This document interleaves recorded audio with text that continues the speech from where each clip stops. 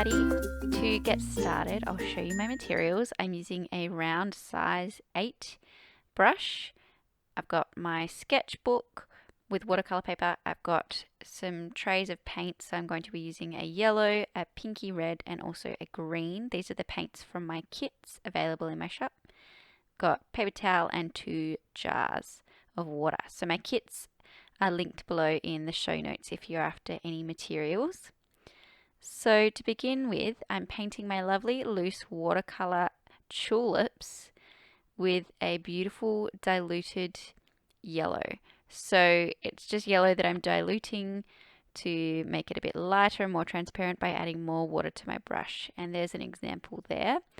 And here's an example of more concentrated paint on my brush, just so you can compare. The more concentrated paint is achieved by having less water on the brush and more paint. So I'm grabbing a bunch of this beautiful warm yellow on my brush, adding some water to dilute it, and I'm going to paint a range of C curves to create the shape of a tulip flower. And if you're like, what, C curves, huh?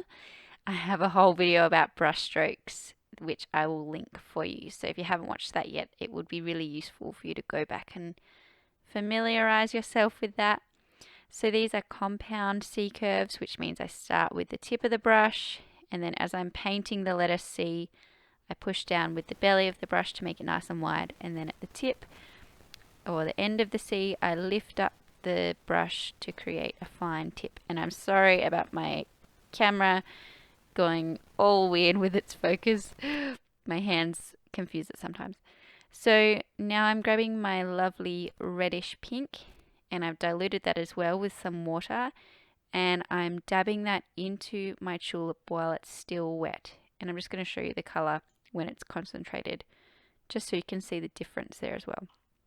So when I dab in the pink color, I'm using the wet into wet technique because the yellow or yellowy orange is still wet when I'm adding in that color. So I'm painting another tulip with the same sort of technique, lots of C curves, and then some more C curves going around the outside, kind of framing that middle bit. So what I've actually done is left a little bit of white space between some of the petals, which it'll become more clear throughout the tutorial why I have done this, but I've left some white space or negative space for a reason. And once these tulips have completely dried, we'll add some more layers of paint over the top. So now I'm grabbing more of that lovely reddish pink on my brush, making sure it's also diluted, and I'm just doing the same thing as I did before. So a range of C curves to create that tulip shape, and then a few more petals sort of going around the outside of the flower, but with a little bit of a gap left there.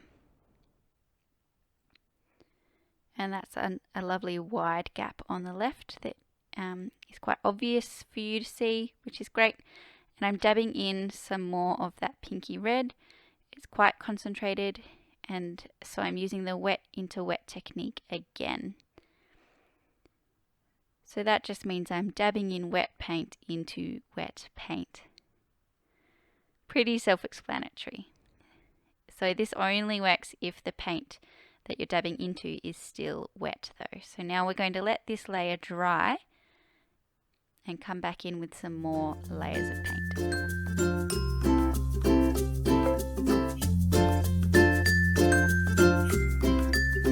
Okay, with the magical power of YouTube and video editing, our painting is completely dry. Okay, so now I'm grabbing some more of that same yellowy orange, and I'm going to make sure that the paint is lovely and diluted, and I'm going to paint some C curves directly over those gaps that I left earlier to create a lovely layered effect. So I'm letting these C curves kind of overlap over some of the paint from earlier as well, so that it's shining through and you can see that it's layered. And I'm also adding a couple of petals on the outside of the flowers just to kind of adjust that shape and make it more tulipy, the technical term. So I'm adding some more petals around the outside of this tulip.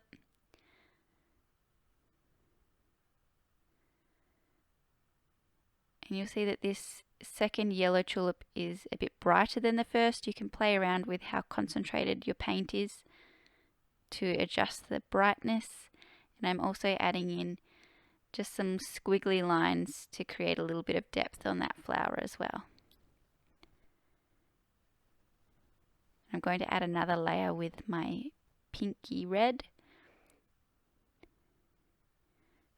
following the same technique as I did with the yellow tulips. So I'm actually going to add in a little bit of this pinky red onto my yellow tulips first, using the wet into wet technique.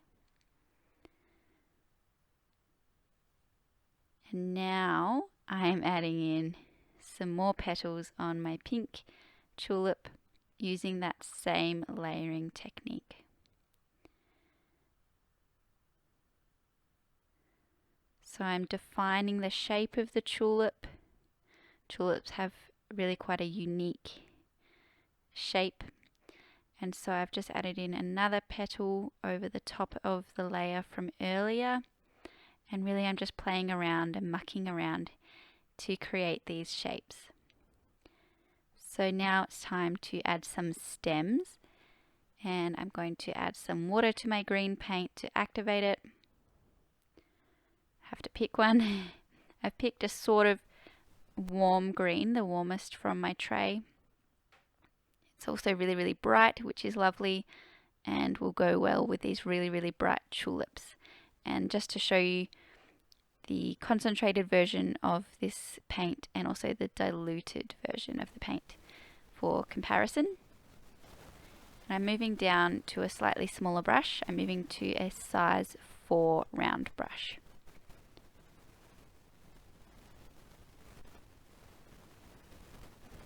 And I'm grabbing my green just on the tip of the brush because these stems are quite thin. I'm going to be working with just the tip of the brush to begin with.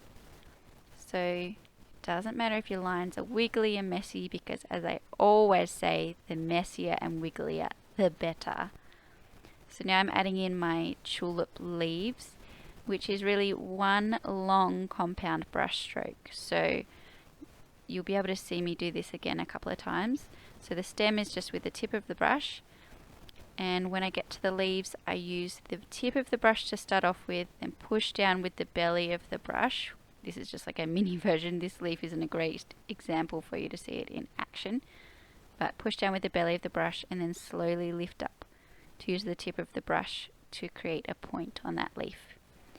And obviously these leaves I've kind of layered behind the flower, but here's another stem with the tip of the brush, and then there's that compound stroke in action to create the leaf. And you'll see that I created a little bit of a curve at the tip of the leaf to add a little bit of character as well. And you can see that my leaves are absolutely definitely not perfect. They're lovely and wiggly and messy, just how I want them. And I'm dabbing in a little bit more green, the wet on wet technique, and then I'll let this dry to add some more detail.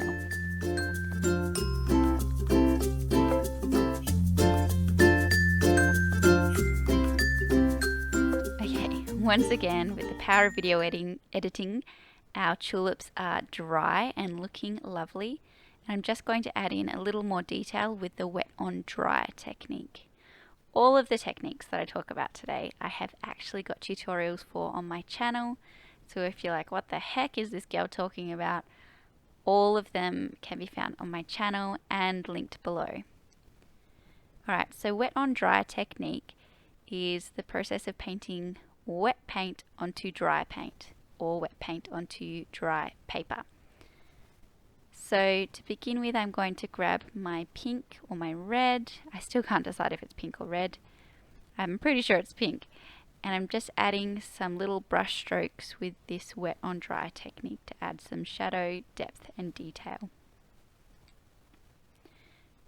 Now this is totally optional. You don't have to add this depth and detail. You don't have to do this technique if you don't want. If you're happy with your tulips as they are, by all means leave them as is. But I just can't help but add in a little bit more detail. And so I'm using a slightly more transparent version of the pink on my yellow tulips, just so it's not too striking, the contrast. But experiment with all of this, experiment with different colors, different shapes, all sorts of things. I'd love to see anything that you create. You can tag me on Instagram at RubyTuesdayArt.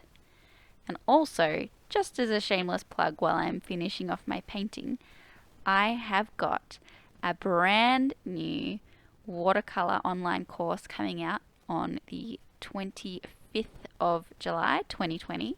So depending when you're watching this, it may already be out, but it's coming out on the 25th of July 2020, and I'm so excited. I'm going to pop a link to the waitlist below, or if you're watching this in the future, my future? This is getting confusing. If you're watching this after the date that I've mentioned, the link to the course itself will be found in the notes below this video. But I'm so excited, and I'm really keen to see anything that you create in the course. I take you through from the absolute very beginnings of watercolor, from color theory, materials, basic techniques, all of that through to painting leaves and flowers and painting your very own floral arrangements and floral wreaths in so much detail. And it's also a really lovely way to relax and spend some time doing something creative just for you. So I'm really excited for that, and I'm excited to see you in there. Don't forget to subscribe as well if you loved this video.